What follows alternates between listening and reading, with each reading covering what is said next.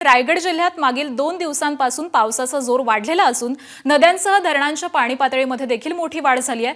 जिल्ह्यातील प्रमुख 28 धरणांमधील पाणीसाठा 41.54% पोहोचलेला असून सुतारवाडी, पाभरे, संदेरी आणि खैरे ही धरणं 100% भरलेली आहेत। त्यामुळे रायगडकरांची पाण्याची चिंता मिटली आहे। शिवाय वावा, कुडकी, कुथर्डे, भिलवली या धरणांमध्ये 50%हून अधिक पाणीसाठा जमलाय। जिल्ह्यामध्ये पावसाचा जोर वाढलेला असून उर्वरित धरणांमध्ये देखील पाण्याची मोठी वाढ होतीये।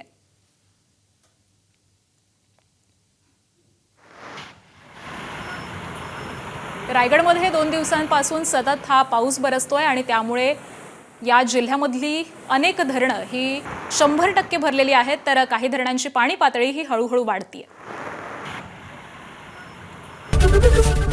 एबीपी माझा, उघडा डोळे बघा नीट।